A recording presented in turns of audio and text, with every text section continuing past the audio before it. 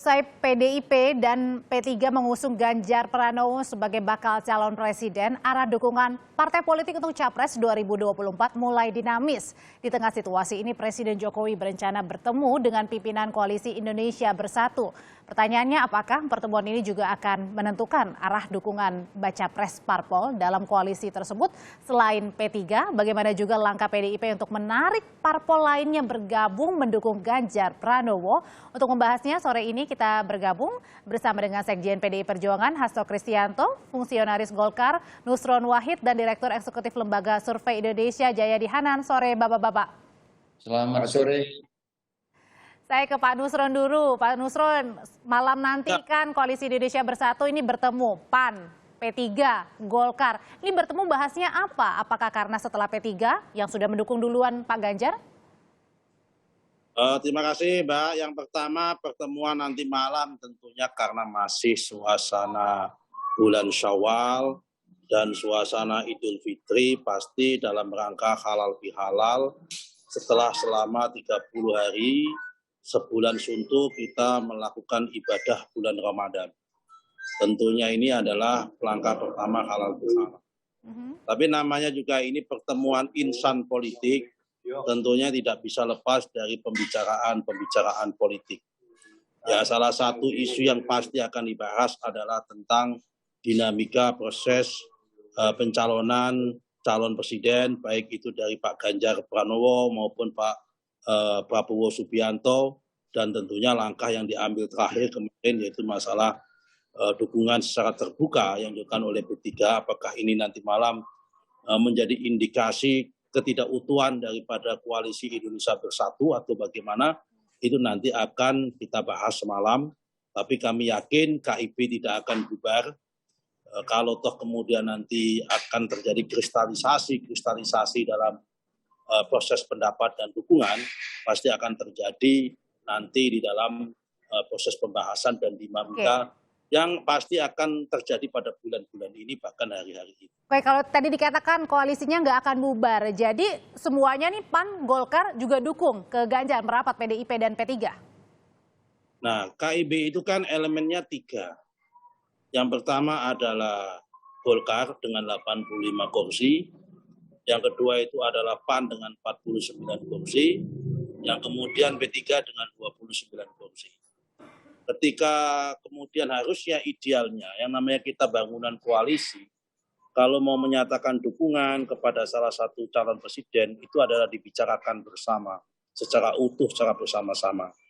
Tapi memang mengejutkan kemarin P3 ini tanpa bicara sudah mengusulkan terlebih dahulu dukungan terhadap Pak Ganjar. Ya kita hormati keputusan tersebut, tetapi perlu diingat bahwa P3 tanpa P3 pun, yaitu antara Golkar dengan 85 kursi, dengan PAN 49 kursi, insya Allah masih cukup bisa mencalonkan satu paket pasangan calon presiden maupun wakil presiden. Entah siapa nanti calonnya akan dibahas oleh masing-masing ketua umum. Oke, artinya sudah mewarning juga untuk P3 ya. Nah, kalau PDIP sendiri berencana nggak sih akan menggait Golkar juga, Pak Hasto? Ya, kami kan punya 2 tugas. Yang pertama, sebagai pengusung utama pasangan Pak Jokowi ke Haji Ma'ruf Amin, kami menjaga soliditas dari Kabinet Indonesia Maju agar pemerintahan Pak Jokowi bisa menghasilkan legasi yang tertinggi yang sangat penting bagi kesinambungan kepemimpinan nasional ke depan. Tugas yang kedua terkait dengan kontestasi tahun 2024. Di mana sebagai partai yang terus menggelorakan semangat gotong royong sebagai saripati dari Pancasila, kami membuka ruang kerjasama dalam rangka pemilu tahun 2024. Namun PD Perjuangan juga menghormati kedaulatan setiap partai politik di dalam menentukan arahnya. Kemarin P3 sudah menyatakan dukungannya kepada Pak Ganjar Pranowo dan kami menyambut dengan sangat baik sebagai energi positif di dalam membangun kerjasama. Dan sebagaimana kata Pak Nusron tadi, yang namanya kerjasama Indonesia Bersatu, termasuk dengan menarik Golkar juga nggak, tapi Pak Hasto? Tidak akan pernah selesai. Jadi kita kan juga sudah biasa bekerja sama termasuk dengan Golkar karena rekam jejak sejarahnya cukup panjang, dan Pak Nusron tahu ketika PD Perjuangan membuka ruang kerjasama, komitmen dari PD Perjuangan itu bisa dijaga dengan baik dan membangun suasana yang kondusif Tapi bukan Pak partai Hasto, yang suka menusuk dari belakang. Pak Hasto, dalam waktu dekat ada lagi nggak sih yang akan merapat ikut PDIP dan juga P3 nih dari parpol lain? Ya, pasti ada. Jadi setelah sebelumnya Hanura, kemudian P3, maka juga minggu depan akan dilakukan pertemuan dengan salah satu partai. Kemudian setelah tanggal 14 Mei, pasca pencalonan anggota legislatif juga akan diadakan pertemuan dengan partai lain. Tetapi kami hormati kedaulatan partai tersebut. Oke. Setelah segala sesuatunya matang, maka partai tersebut akan mengumumkan sesuai dengan mekanisme internal partainya. Berarti artinya sebelum narik ke parpol lain untuk bergabung bersama PDIP dan P3, makanya tadi pagi Pak Jokowi bertemu dengan Bu Mega, Pak Hasto. Ya, pertemuan tadi pagi kan silaturahim dalam rangka Idul Fitri, berhalal bihalal, saling maaf memaafkan, itu kan kultur kita yang sangat bagus. Bahwa tadi memang sempat juga disinggung pasca pengumuman dari Bu Mega pada tanggal 21 April, kemudian kedua pemimpin tersebut juga membahas dinamika setelah pengumuman dan juga berbicara banyak tentang keluarga. Ibu Mega juga cerita tentang Mas Prananda Prabowo, tentang Mbak Puan, juga menanggapi cucu Pak Jokowi, Mas Yan Etes yang memang luar biasa. Oke, Pak Hasto tadi kan nyebut nih kata soal koordinasi. Nah, koordinasi yang dimaksud Pak Hasto dan PDIP ini untuk cawapresnya atau koordinasi saling antar parpolnya? Ya, koordinasi ya semua aspek. Mengingat Pak Presiden Jokowi ini kan lahir dari rahim PDI Perjuangan, berproses dari bawah. Banyak yang tidak tahu, termasuk tadi analisis dari Bung Burhanuddin. Ya sepertinya ada perbedaan. Padahal sejak awal, termasuk masalah capres itu sudah dibahas ketika terakhir Ibu Megawati Soekarno Putri bertemu dengan Bapak Presiden Jokowi di Istana. Pada saat makan siang dihadiri oleh Mas Pram, saat itu juga berbicara tentang nama-nama calon wakil presiden. Hanya saja tadi juga ada pertemuan yang juga sifatnya khusus yang saya tidak hadiri, sehingga itu sifatnya juga di antara kedua pemimpin tersebut. Oke, saya sekarang ke Pak Mas Jayadi. Mas Jayadi, Pak Jokowi kan juga berencana akan dalam waktu dekat juga bertemu dengan Koalisi Indonesia Bersatu KIB ya. Nah, ini sebenarnya ngopi barengnya ini tujuannya apa sih, untuk apa, Mas Jayadi? Ya, selain silaturahim dan suasana Idul Fitri, saya kira dari segi politik tentu ada aspek politiknya ya. Saya menilai bahwa kalau PDIP mencalonkan Ganjar Pranowo sebagai capres, maka sejak lama saya menilai bahwa PDIP punya peluang lebih besar untuk bekerja sama atau berkoalisi dengan KIB. Baik KIB secara keseluruhan, 3 partai, maupun beberapa di antaranya, termasuk Golkar gitu.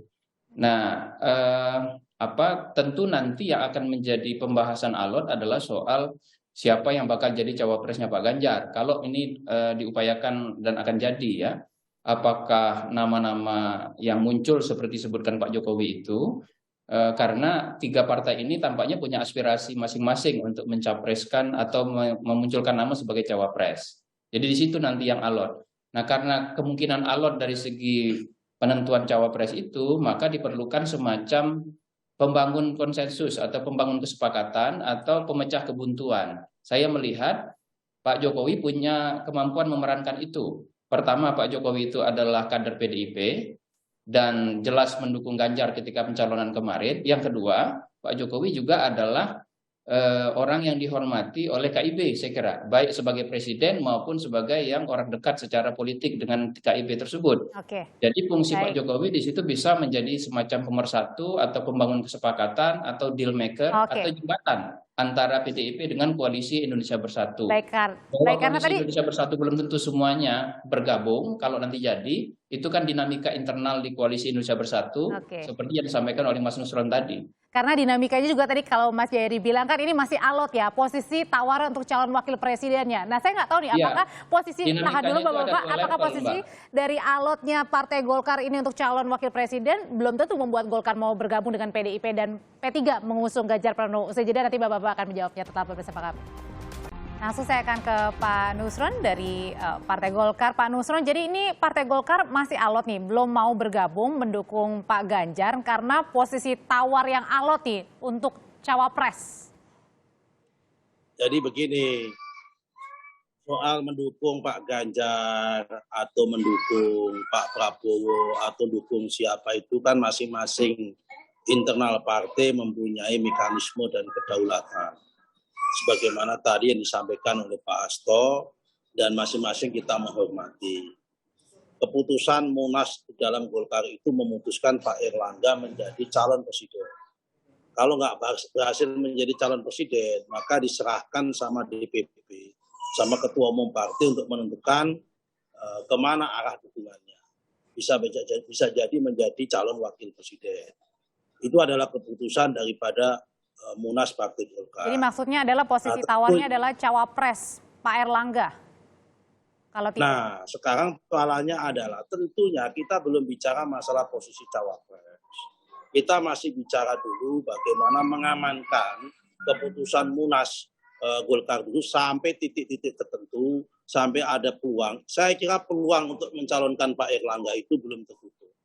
Ini kan kita tidak bicara bagaimana masalah indeks daripada lembaga survei dan sebagainya, tapi kan masing-masing partai ini mempunyai mekanisme internal dan masing-masing taat terhadap keputusan masing-masing internal partai terlebih dahulu. Tapi kalau suara dari daerah dan juga pimpinan DPC, misalnya DPD, suara kader. Nah, suara kader intinya menghendaki supaya apapun keputusan yang diambil ada representasi dari Partai Golkar yang bisa tampil menjadi calon presiden atau wakil presiden. Itu adalah suara pencerminan dari daerah dan dari tingkat kabupaten maupun akar rumput. Kenapa? Karena tentunya ada kebanggaan tersendiri kalau suatu partai itu mengusung kadernya untuk menjadi tampil sebagai calon presiden maupun calon wakil presiden. Saya kira PDIP pasti juga mempunyai langgam-langgam seperti itu dan hampir semua partai mempunyai langgam seperti itu. Tetapi sekali lagi, ini adalah proses yang tidak harga mati. Ini adalah momen-momen untuk saling berdialog, momen untuk saling berkomunikasi, bercocok tanam, bercocok tukar pikiran. Dan saya kira kita dengan PDIP bukan suatu menjalin kerjasama dengan PDIP hal yang tabu maupun hal yang tidak pernah punya pengalaman. Kita merasa nyaman berhubungan dengan PDIP selama 10 tahun ini. Karena itu bukan berarti kita akan harga mati, tidak. Tetapi memang ini adalah proses yang harus kita lalui. Masing-masing mempunyai keputusan dan keputusan internal yang harus kita amankan terlebih dahulu. Oke, saya akan langsung tanya ke Pak Hasto nih. Pak Hasto, tadi kalau Golkar menginginkan posisinya cawapres, misalnya kalau mau Golkar ikut bergabung dengan PDIP, ini disetujui nggak, Pak Hasto? Ya, kami hormati terhadap sikap politik dari Partai Golkar karena kita ini partai yang sudah kenyang dengan asam garam politik, partai yang membangun mekanisme disiplin sesuai dengan tingkatan keputusan partai. Sehingga akan disampaikan oleh Pak Nusron tadi kami hormati, tetapi dalam spirit membangun kerjasama di dalam sistem presidensial yang menempatkan rakyat sebagai pemegang kedaulatan tertinggi, ya kami membuka ruang kerjasama dan Pak Nusron tadi sudah menyatakan kerjasama dengan PD Perjuangan itu kami kokoh di dalam menjaga etika politik, membuat mitra itu merasa nyaman karena kami diajarkan oleh Ibu Megawati Soekarno Putri untuk berpolitik dengan memegang teguh etika politik, memegang kerjasama. Contohnya sekarang, meskipun PD Perjuangan sudah memiliki calon presiden, Golkar berdasarkan keputusannya juga memiliki calon presiden, posisi di dalam pengusung Pak Jokowi Haji Maruf Amin tetap kami bangun soliditas di dalam membangun legacy dari Bapak Presiden Jokowi. Nah, tapi kalau tadi Pak Nusron bilang mungkin posisi calon wakil presiden misalnya, seberapa mungkin sih misalnya PDIP peluangnya untuk menerima calon wakil presidennya dari Partai Golkar yakni Pak Erlangga? Sebenarnya kalau kita lihat dari pertemuan pada saat Bapak Presiden Jokowi bersama Ibu Megawati Soekarno Putri di Istana Merdeka saat itu sudah juga dilakukan beberapa pembahasan terhadap berbagai opsi. Tugas kami tentu saja terhadap apa yang sudah Bapak Presiden sampaikan pada saat sholat Id bersama dengan Bapak Ganjar Pranowo, itu kan juga ada berbagai nama. Itu kemudian kami lakukan kajian-kajian secara dinamis, aspek kesesuaian antara calon presiden, calon wakil presiden, kemudian chemistry di dalam mengemban tugas sebagai pemimpin nasional ke depan. Kalau Pak Erlangga, Pak Hasto? Yang tidak mudah. Dan kemudian dari situ para ketua umum lah, dan tentu saja Ibu Mega bersama dengan Pak Jokowi akan melakukan pengerucutan dan kemudian dikomunikasikan, karena hal ini pernah terjadi pada tahun 2014, 2019 dan tidak ada sebagaimana tadi dibayangkan proses deadlock, proses negosiasi yang sangat alot, semua mengalir karena kami percaya bahwa di antara para pimpinan partai politik juga memahami bagaimana itu kehendak rakyat, bagaimana kepentingan bangsa dan negara dikedepankan. Oke, kalau ke Mas Jadi kalau misalnya kalau tadi posisi cawapresnya dibolehkan oleh PDIP dari Golkar, berarti kan artinya Golkar akan merapat. Tapi kalau sebaliknya tidak ketemu nih win-win solutionnya, apa yang terjadi di koalisi ini? Ada beberapa pilihan Golkar ya. Pertama, tetap mengamankan Munas dalam bahasa Pak Nusron tadi, yaitu tetap mencalonkan Pak Airlangga sebagai capres. Kalau tetap ingin mencalonkan Pak Airlangga sebagai capres, maka Golkar harus membentuk poros sendiri. Dan bukan tidak mungkin Golkar membentuk poros sendiri kan, karena Golkar punya suara sekitar 18%, tinggal 12% ya, tinggal perlu nambah. Itu satu. Tapi kalau Golkar bersepakat menurunkan posisinya untuk menjadi cawapres saja, maka sebetulnya peluang Golkar untuk berkoalisi dengan PDIP masih sangat besar. Kenapa? Kalau Pak Airlangga misalnya tidak bisa diterima sebagai cawapres, maka Golkar kan punya cadangan nama lain yang cukup kompetitif juga, yaitu Pak Ridwan Kamil. Dan kita tahu Ridwan Kamil itu cukup komplementer dengan Pak Ganjar kalau mau tetap dipasangkan gitu. Tetapi pilihan sebagai cawapres juga bisa dilakukan oleh Golkar kepada koalisi yang lain, walaupun tidak membentuk koalisi sendiri, misalnya kepada Prabowo. Jadi seperti kata Mas Hasto tadi, ini posisi komunikasi politik antar partai ini masih akan cukup panjang, gitu, belum akan dengan cepat mengerucut dalam beberapa waktu ke depan. Karena pilihan-pilihan bagi partai masih sangat banyak. Dan mengapa dia masih sangat banyak? Karena ada dua level mekanisme yang harus dilalui oleh partai-partai ini. Pertama, mekanisme internal. Yang kedua adalah mekanisme antar partai, eksternal. Nah itu kan tidak selalu nyambung tuh antara mekanisme internal dengan mekanisme antar partai itu. Oke, nah makanya apakah termasuk di dalam KIB sendiri. Oke, termasuk di dalam KIB sendiri, makanya Pak Jokowi juga ngajak ngopi bareng. Sebenarnya ngajak ngopi bareng Pak Hasto ini karena atas tugas dari Bu Mega kah? Pak Jokowi mengajak ngopi bareng koalisi? Ya ini kan tradisi positif di antara para pemimpin kita di tengah berbagai kontestasi 2024, kemudian bisa saling berdialog. Ini merupakan hal yang sangat positif. Yang jelas apa yang terjadi dalam dinamika politik nasional, Ibu Megawati Soekarno Putri dan Bapak Presiden Jokowi terus melakukan dialog karena bagaimana juga kesinambungan kepemimpinan ke depan itu sangat penting. Tapi ngopi barengnya ini juga berdasarkan tugas kah juga dari Bu Mega, Mas? Ya berdasarkan kesadaran bersama bahwa di antara pemimpin memang harus saling bertemu, berdialog, dan kemudian ini bagian dari suatu konsolidasi menjelang Pilpres 2024 dan ini biasa terjadi. Dulu 2019 juga dilakukan hal yang sama, terjadi konsolidasi hingga mengerucut nama capres dan cawapres. Oke, kalau gitu sebenarnya apa sih tujuan yang dilihat dari Mas Jayadi sendiri ketika Pak Jokowi ini mengajak ngopi bareng? Sebenarnya kan bisa aja dilakukan oleh Mbak Puan misalnya. Iya, saya kira kan ada dari PDIP, pertama kan PDIP sudah memberikan sinyal tidak akan maju sendiri dalam Pilpres atau akan bekerja sama atau akan berkoalisi dengan partai lain. Salah satu potensi untuk kerjasama itu kan atau koalisi itu dengan KIB, baik dengan KIB secara keseluruhan atau bagian dari KIB itu. Nah, posisi Pak Jokowi tentu saja sebagai kader PDIP dan orang yang dihormati oleh KIB, baik masing-masing partai maupun KIB secara keseluruhan, itu kan bisa menjadi jembatan untuk memperlancar komunikasi itu. Saya kira Pak Jokowi masih berupaya untuk menyatukan antara PDIP dengan KIB. Cuma memang kan tidak perlu proses, tidak langsung ujuk-ujuk bisa gitu. Kenapa begitu? Karena yang punya aspirasi untuk menjadi cawapres kan banyak.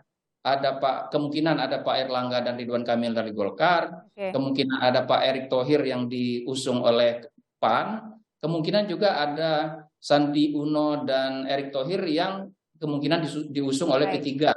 Jadi itu kan harus disatukan terlebih dahulu. supaya ketemu seperti kata Mas Hasto itu. Oke, karena yang saat ini masih diperbincangkan adalah posisi tawar untuk cawapresnya ya. Terima kasih Mas Jayadi, terima kasih Pak Hasto, terima kasih Pak Nusron Wahid. Sehat selalu, sampai ketemu lagi Bapak-Bapak.